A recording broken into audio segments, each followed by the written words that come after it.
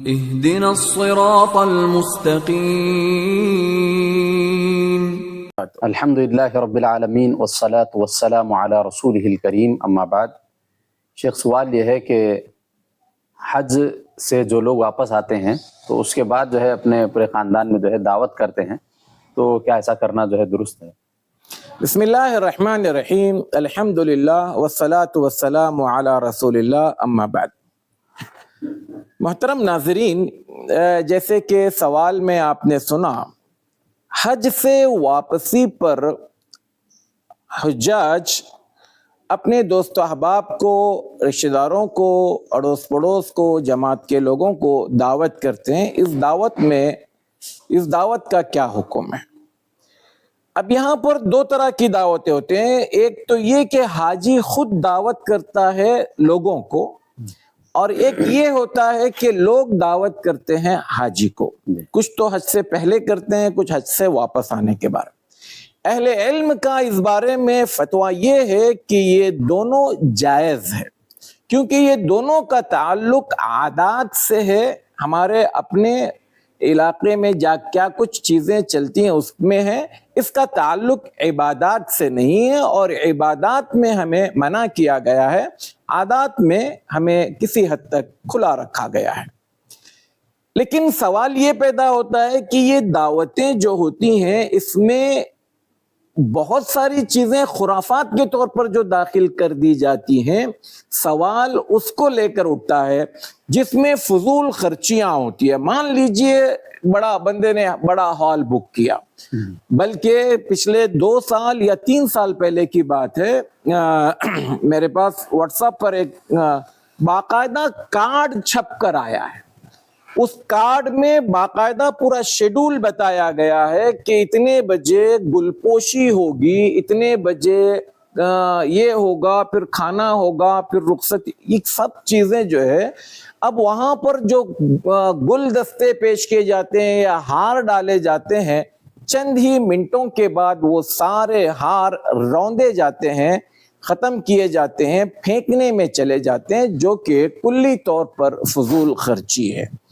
لہٰذا اچھا، پھر وہاں پر بھی اسٹیج سجایا جاتا ہے، اسٹیج کے اوپر نت نئے قسم کے ڈیکوریشن ہوتے ہیں، اس پر خرچ کیا جاتا ہے، سیلفیاں بنائی جاتی ہیں، تصویریں بنائی جاتی ہیں، سوشل میڈیا پر اپلوڈ کی جاتی ہیں۔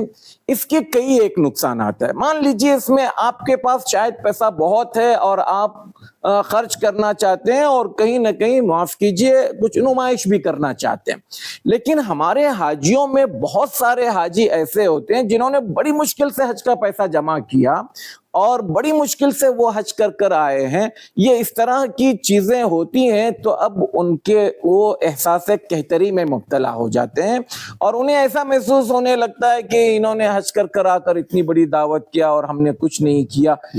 تو یہ چیزیں جو ہمارے معاشرے میں چل رہی ہیں، یہ اس کو ختم کرنے کی ضرورت ہے۔ آپ کو دعوت کرنا ہے، آپ سیدھے سادے انداز میں دعوت کیجئے۔ گھر کے پاس لوگوں کو اگر بلانا چاہیں، یا مسجد میں ہی آپ نمازیوں کو دعوت کرنا چاہیں، کچھ اپنے رشتہ داروں کو مسجد میں ہی بلا لیں، اور اس طرح سے اگر کرتے ہیں تو کوئی حرج نہیں۔ بعض علماء نے اس کی دلیل میں ایک بات یہ بھی رکھی ہے کہ عربوں کے نزدیک جو کھانے مختلف نام سے جاری تھے، ان میں سے سفر سے واپسی پر جو وہ لوگ کھانا کرتے تھے اس کو النقیعہ کہتے تھے۔ النقع کہتے ہیں غبار، یعنی بندہ سفر سے گرد و غبار ہو کر جب واپس آتا تھا تو اپنے گھر صحیح سلامت پہنچنے پر شکرانے میں وہ دعوت کیا کرتا تھا۔ تو لہٰذا حج کا بھی ایک بڑا لمبا سفر تھا، خطرات بھی ہو سکتے تھے، تو بندہ وہاں سے اگر صحیح سلامت واپس پہنچا ہے اور وہ شکرانے میں دعوت کر رہا ہے تو دعوت میں کوئی اعتراض نہیں ہے۔ اعتراض اس بات پر ہے کہ اس دعوت کو آپ کیا رنگ دیتے ہو، اس دعوت کو آپ کتنی نمائشی بناتے ہو، اور اس دعوت میں کیا کچھ فضول خرچیاں کرتے ہو، اور پھر اس میں غیر شرعی کتنے کام ہوتے ہیں۔